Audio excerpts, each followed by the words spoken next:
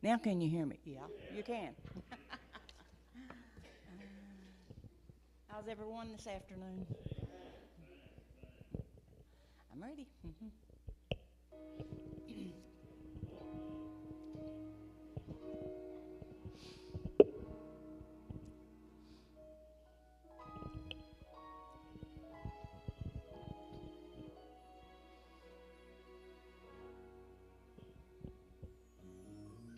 One pair of hands form the mountain. One pair of hands form the sea. One pair of hands made the sun and the moon, every flower, every bird, every tree. One pair of hands form the valley, the ocean, the river, and the sand. Those hands are so strong when life goes wrong. Put your faith into one pair of hands. One pair of hands heal the sick. One pair of hands raise the dead. One pair of hands calm the raging storm, and thousands our people were fed. One pair of hands says, I love you, and those hands were nailed to a tree. Those hands are so strong when life goes wrong. Put your faith into one pair of hands.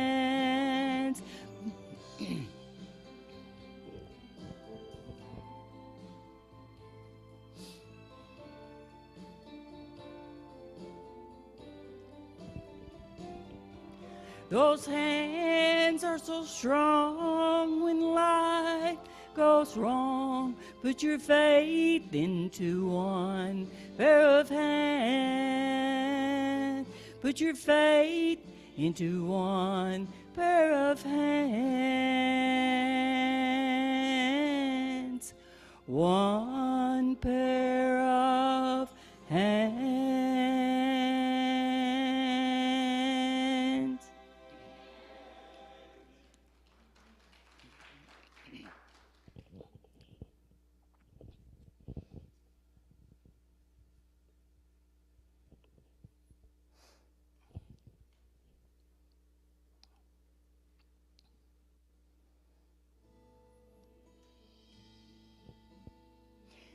When I see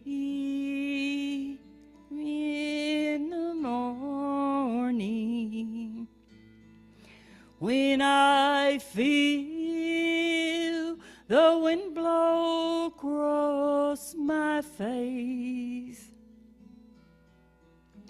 when I hear the sound of children playing, I know it's all part of God's amazing grace. And I believe there's a place called heaven. And I believe in a place called Calvary. I believe in a man whose name is Jesus. And I believe that he gave his life for me.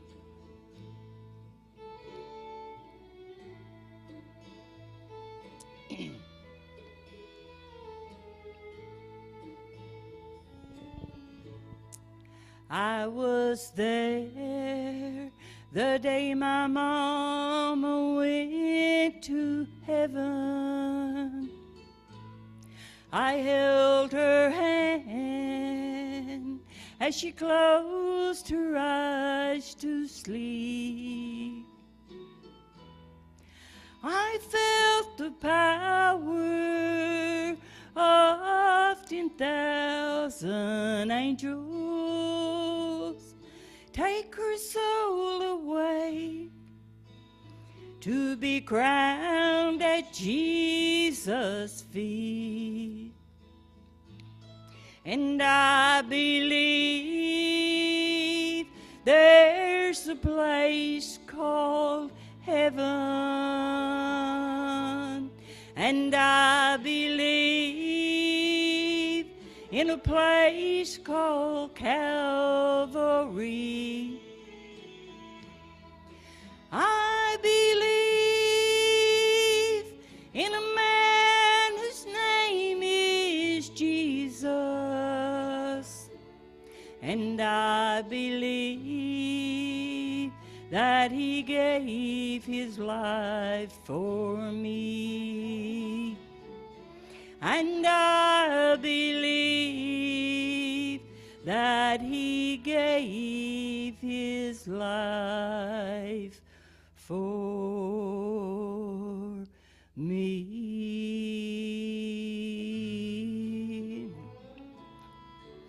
And I believe.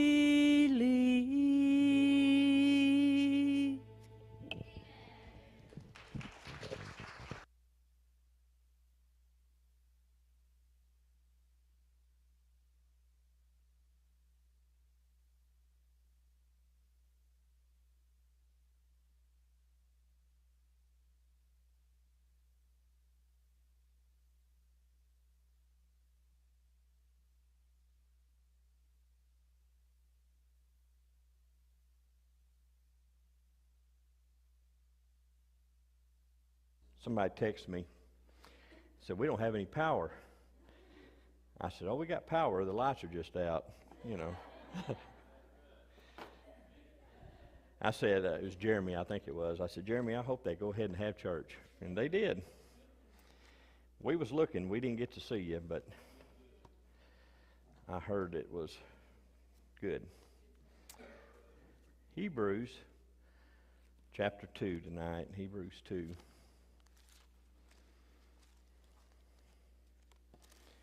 So many opportunities that we have to miss if we wanted to, or call it off, or whatever you want to call it. Satan don't like it when you press on. And he's certainly been busy lately in a lot of ways, hasn't he? But I'm thankful we have somebody that sympathizes with us. And that's what I want to talk about tonight, is our sympathizer. And that's what the writer of Hebrews tells us, chapter 2, verse 16. If you'll stand with me, please, and read these verses. In verse 16, he says, "For verily he took not on him the nature of angels, but he took on him the seed of Abraham. Wherefore in all things it behooved him to be made like unto his brethren, that he might be a merciful and faithful high priest in things pertaining to God, to make reconciliation for the sins of the people. For in that he himself hath suffered, being tempted, he is able to secure them that are tempted." That is, help them that are tempted. Father, thank you today for your blessings. I'm thankful, Lord, you can identify with us. Lord, as I thought about these things today, and some of the things just amaze me. Lord, you're certainly all-powerful and all-knowing. Lord, you know the beginning from the end. Father, I pray tonight that you'll help us to realize just what you have endured, and that you have, whatever place we find ourselves in, you can identify with us in it. And so, Lord, I pray tonight that you'll help us to recognize that however lonely we may feel, that we understand we're never alone, And there's always someone who can identify with our circumstance. And so, Father, I ask your blessings tonight in Jesus' name. I ask it. Amen.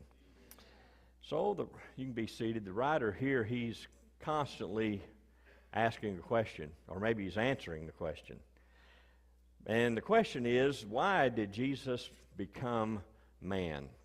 Why did he become a man? Why did he become what we are? You see, he didn't stop being God. He just started being a man. And that's kind of hard for us to understand, but it's true. And he did that for the main reason of becoming a substitute for us. But another reason is for, to be able to identify with us and to sympathize with us. The best way to understand what someone's experiencing is if you've experienced it yourself. And even that we may not be able to identify with completely. There are variables of relationships and things that make a relationship that can cause a void or may cause a closeness depending on the work that goes into the relationship, in order to have what you're looking for in it. Some, put nothing into a relationship, you're not going to get anything out of it. If you put a lot into it, and you put yourself into it, put your love into it, you gain something from that. But Jesus did just that. He put himself into it and completely in order to identify with us for the purpose of saving us, but also to sympathize with us. Paul had counseled Timothy in a lot of things, and all of what he said could be summed up, I think, in 2 Timothy 2, verse 8. He said, remember Jesus Christ. Remember Jesus Christ. What about him? Well, he's risen from the dead, and he's a descendant of David. Well, risen from the dead, listen, that says a whole lot. Remember Jesus. He's risen from the dead.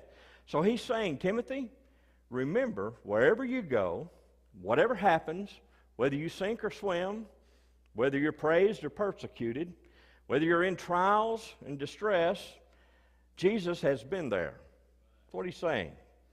You can get on your knees when the going gets tough, and Jesus will know exactly how you feel and know exactly what you're experiencing and is able to sympathize with you.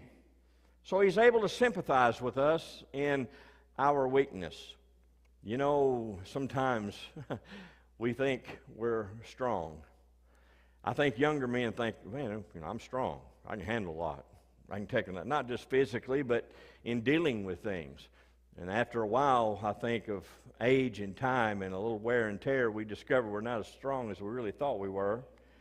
And we need the help and grace of God more than we ever thought. It's good to be able to talk to somebody who's experienced what you're going through. Someone who can identify with what you're experiencing. Someone who knows how you feel. And with Jesus, he experienced it, and he came through all of that with success. And he knows how he feels. Some people may not understand you, and they may not understand the situation, but Jesus does, and he does completely. He identifies with us. That's why he came. That's why he's here. And what better way to identify with someone than to go through what they've been through, or to be where they are, and to experience what they have experienced. As a kid growing up, mostly what I remember, I spent the greater part of my younger years from about 12 on in Jonesboro. My dad had different jobs. I knew he had a job at some of these factories that was called, that said he was a tool and die maker. I didn't know exactly what that meant but I knew what it sounded like. But he was able to, run machinery and those kinds of things. And for a long time, several years, he and I worked for the same company, Dana in Jonesboro. And I drove a truck for that company, and he worked in the factory making the product, the transmissions that I hauled. But I can tell you many times that I would pull into that yard in that truck. My dad would be there, and he'd greet me there at the dock, and we'd wave or talk, or sometimes he'd be going home, and I'd meet him there. And, I knew he worked there, and I had saw him in, various places I could pull in the dock there. And walked back to, part of the place there in the plant, the shipping dock. I could see him down there working in the cell that he worked in, and I'd watch him there. Sometimes we'd wave at each other, But I never knew exactly what he went through. It wasn't long till I quit driving trucks and began preaching, and then wasn't long till I started pastoring a church. And I pastored that church the first time for 2 years, and God just blessed it. I was amazed at the great work that He did there. But it came to a place, and I've questioned now whether or not I did the right thing, but it didn't really matter. God knew where I was at. But I just felt that He was moving me from there. And so I resigned. And prior to that, I had been asking, praying for a son. I didn't know He was going to make me leave that church, or ask me to leave the church, and the income that I had there and all of that, and then all of a sudden decide to answer my prayer for a son. So you know how that goes. But anyway, bills began to pile, and I began looking for a job. And long story short, one of the guys that I knew that worked in that factory at Dana, they were looking for some people. And I went and talked to him. They put me through some school, and anyway, I ended up taking a job in the factory. In my mind, I wasn't going back to pastoring. I was, God may do that, I don't know, but that wasn't what I wasn't saying I wasn't, but I wasn't. And that was going on in my mind. But I say that to say this. They hired me there, and they put me in the exact same cell that my dad worked in. In that cell, they call it a cell, it was three or four machines that did various things, but they made these big gears for truck transmissions. And they had one of these raw forgings that would go in this side, and it would turn it, and then you'd spin it around, put it on the other side, and they'd turn two at a time, and then you put it in a machine, it'd run the gear, the hob, the slots down the middle, and then you'd take it out of that, put it in another machine that cut the gear on the outside, and it went through that process before it went to a heat treat. Well, after the times that I'd seen my dad down there doing that, and the countless times I'd seen him come home worn out and tired and smelled like hydraulic fluid, and I understood later why he had one arm that had a bigger muscle than the other one, because that one gear that you did. But I never understood or could identify really with what he did hours at a time in that factory, doing it for us, doing it for family, doing it for me, day after day after day. Hour after hour went by until I started working in that same place. What was neat about that, though, was my dad had written different things about each one of these machines, that how to set them up, what to do if this happened or that happened. And after a while, I discovered some of those notes in there. They were all in my dad's handwriting. Wasn't that pretty cool? I did that for 3 months. Well, in 3 months' time, I'd made my mind up. I'm gonna do fill-in work, but I'm not pastoring anymore. I'm done with that. I don't know why. I didn't just not like it, but anyway, I started going to this church. Long story short, they began just working on me to come there, and finally I did and accepted the pastor of that church, and God helped us out. I could tell you great things that God did in all of that. But I said that to say this. I learned to identify with what my dad did on a daily basis and what he went through, just at least a little bit. Hebrews 4 verse 15 says, "For we have not a high priest who cannot be touched with the feelings of our infirmities, but was tempted in all points." That means that every area of temptation that's possible, he's been there. Every struggle, every trial, every heartbreak, every attack of Satan, he can identify with that. He says he was tempted in all points. But then there's something else that says we can't, understand. He did it without sin. He's sinless. He was tempted in every area possible that's known to man, in what area, whatever it is, whatever would cause it. Be it, whatever challenges us to quit, whatever challenges us to turn away or to walk away. Ask Job, who the temptations that he went through, and what was the main purpose of all the temptations. It was that he would curse God, that he would walk away from God. That was the goal, and yet he went through all the temptations that are involved in everything that Job went through. And those things would have never happened, I believe, to Job, except God knew that Job would not sin in that. He knew Job would stand firm. Even his wife told him, curse God and die. Why don't you? But he was tempted, touched, and tried in all these areas, but he did it without sin. He's been through what we've been through. He's been hungry. My poor wife, I tell you, she's told me 1,000 times, I'm hungry. Her stomach says, rah, rah, rah, rah, rah. I'm like, she's hungry. Hadn't eaten since, really, she told me today, Jack and Nina brought me a hamburger for supper today, and I went to the other room, and she kind of scared me. My hamburger, I mean, that look in her eye was like, no, I'm just kidding. But she said, you know how long it's been since I've ate a hamburger? I said, yeah, November. I remember. Can you imagine that? But Jesus identifies with hunger. He knows how you feel. I can say all the time, I'm hungry. We say it a lot of times, I'm hungry. You ain't hungry. You talk to some people over there that ain't ate in several days. That's what hungry is. We just, our stomach just trying to tell us something. Thirsty. Now, we know what thirsty is, but he's been thirsty. He's been filled with fatigue and restless, sleepless. He understands all those things. He's been through those things.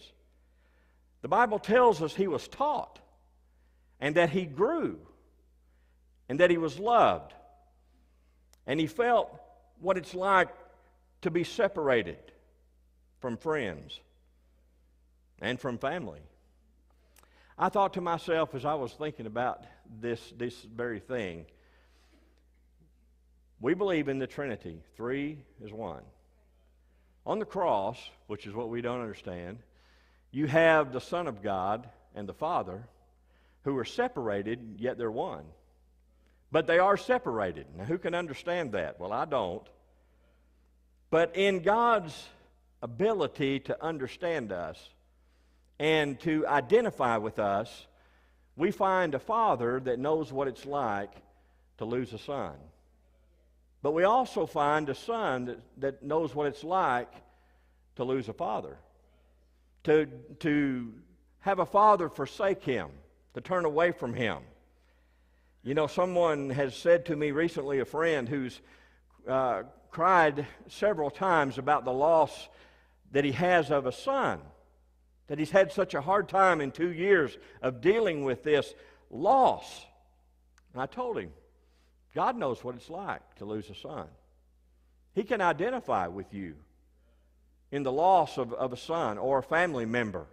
God knows what it's like to be astonished, to be glad, to be angry, to be grieved, to be troubled. Jesus sighed at the sight of another man's illness. You read about it in the Gospels. The pain that he was going through caused Jesus to sigh over his illness. It says he wept at the death of a friend, and he felt the family's pain. I don't think that's the only thing that caused him to cry. I think doubt might have. But we all have, and those of us that are dealing with things in life as they go, and we all are, whatever level that we're on, that can cause us to be brokenhearted or to weep or to be filled with anguish.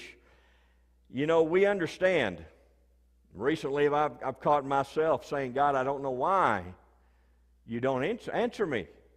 I don't know why you don't hear me. is what I feel like. Well, does he hear me?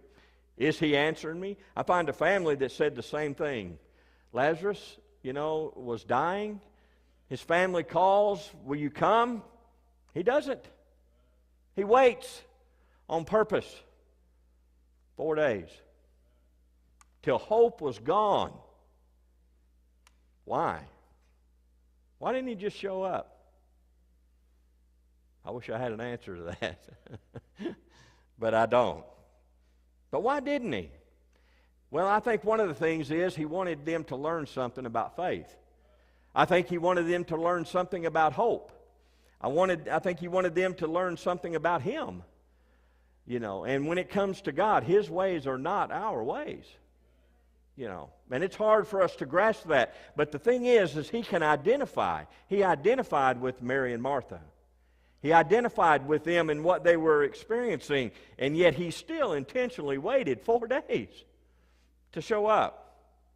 Then he brought him to life. Why does he sympathize with our weakness? He also is there to aid those that are tempted, to help us.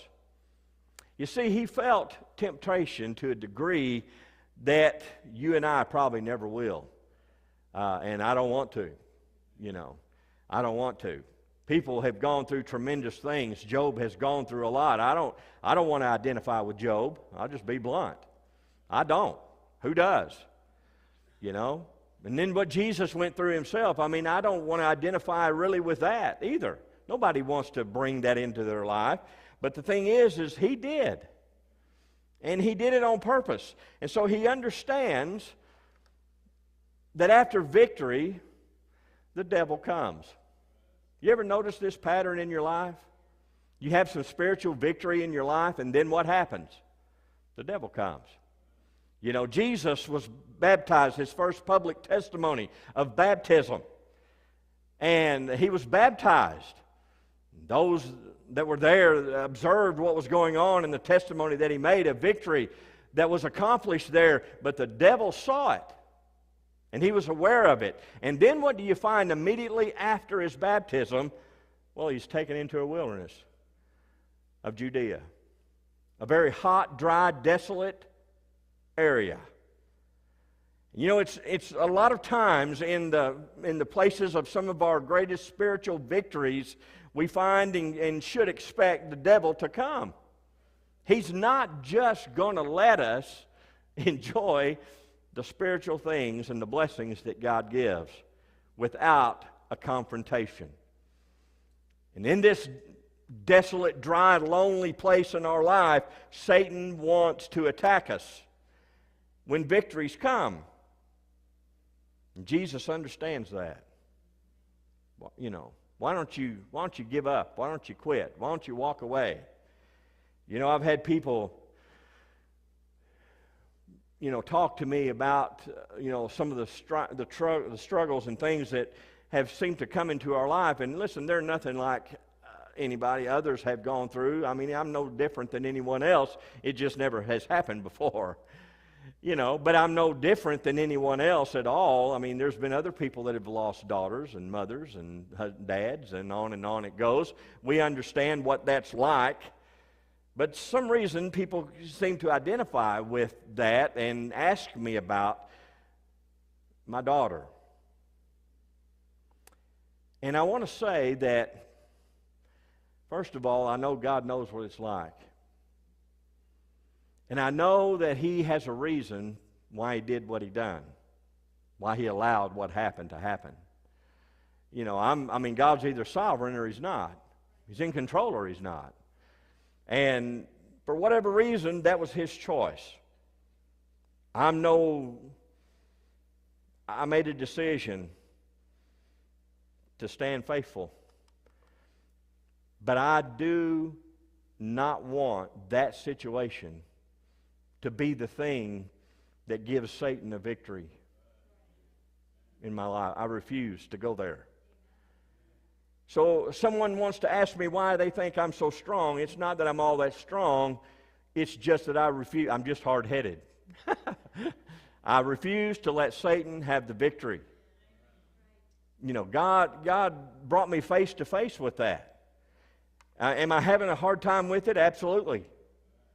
I'm just going to tell you, there are days that I would rather just find a dark corner somewhere away from everybody and just sit there and clear my thoughts and deal with those things. But you know what? Satan gets the victory.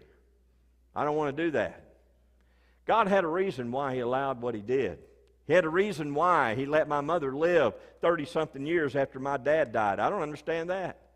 My mother was as lonely could be. They had a relationship that was golden between them. But yet God, for some reason, in His own wisdom, decided to take him home, and for 30 years my mother sat by herself alone. She told me what it was and what loneliness felt like. She said it kicked me in the stomach every time I walked in the door. You know and you understand some of those very same feelings. But Jesus does too. So talk to Him about it. Express it to Him. You see, that's why it says we can come boldly to the throne of grace.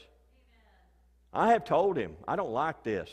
I don't understand it. I don't like it. It makes me angry. But I trust You. I trust You. He says in these times that we can find the help that we need in a time of need. And He has been there. And He's been there for me. And He's fully able to help us in every situation that we find ourselves in, if we choose to go to Him. I know people that are going through things that refuse to go to Him. They're carrying the weight of the world on their shoulder, the weight of the situation that they're in, the circumstance that has overwhelmed them. They carry it, and they will not go to God with that. They carry it. But God, when He's certainly able to help us. I have a trash man that comes around once a week, and every Tuesday morning I put junk out there that I no longer need, and he comes by and gets it. And you know what? I can go to the Lord any day of the week and take whatever garbage that Satan's thrown in my life and let go of it. And He helps me if I'll give it to Him, if I'll unload it there at that throne of grace.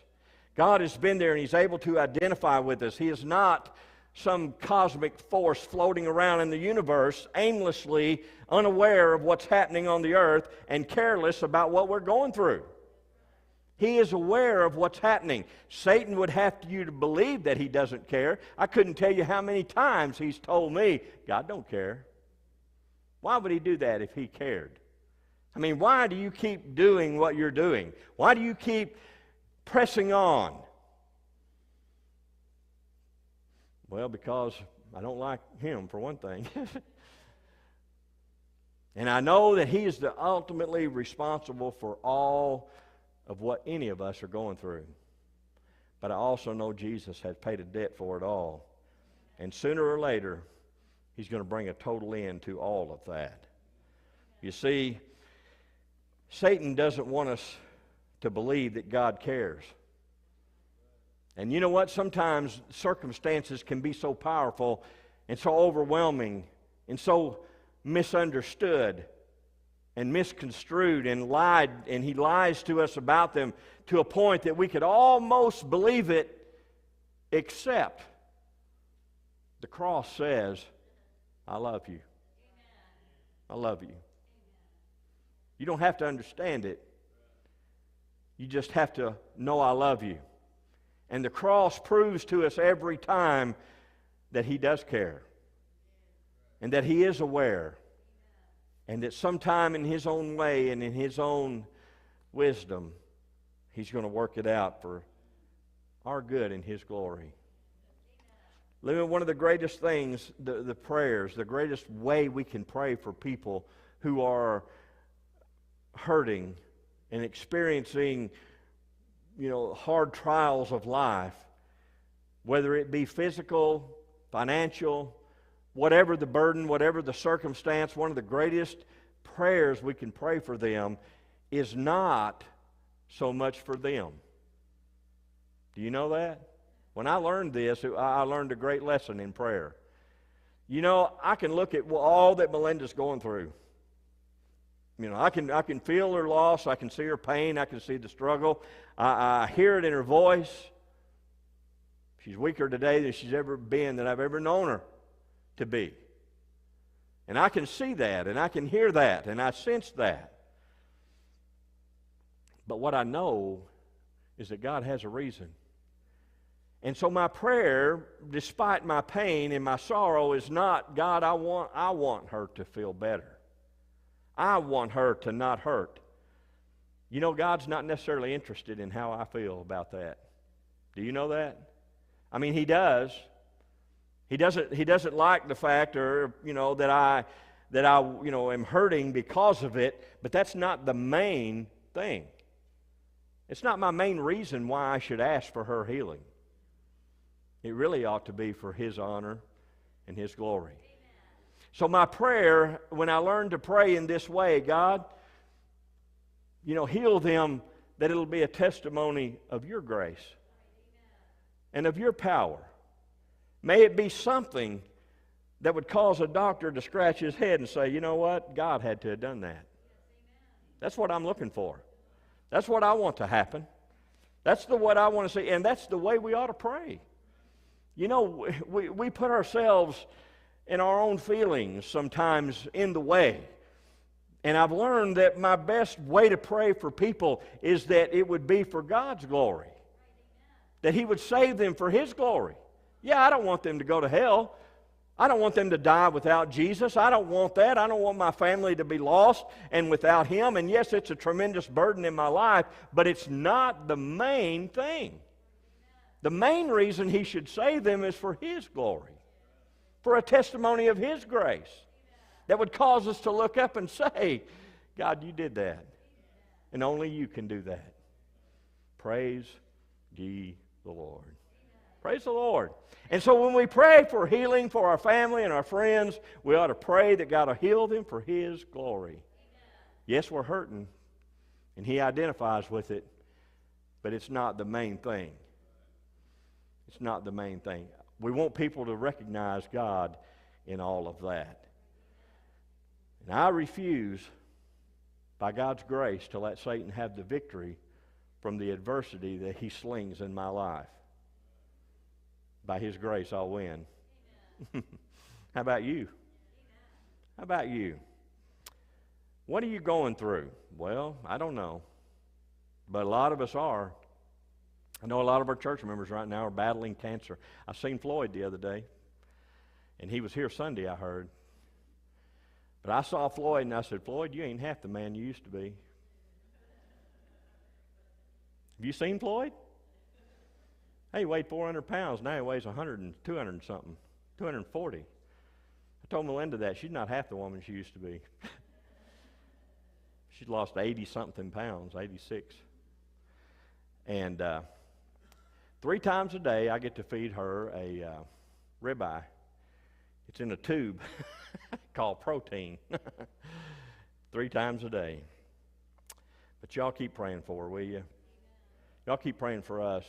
I don't know where I'd be without my church in the middle of all this. I'm just being honest with you. I don't know where I'd be without my deacons that are with me. You know, I've had grumpy deacons, In the words of Jerry Jolly, he said they were a necessary evil. I had to put Jerry's name in there. I don't want to be associated with that statement, but anyway, that's what he said. But anyway, we got 2 good pastor friends here, preacher friends, that have been a tremendous help to me. I love both of them. Don't know where God's taking us, but we're kind of like Moses in the wilderness. We're just going to follow him. He's kind of doing everything, I guess. We're just going to follow the Lord and continue to trust him. And he knows where we're going. Uh-oh. Melinda is watching. Uh-oh. Got to quit talking about her. Y'all stand with me, please. We'll be dismissed.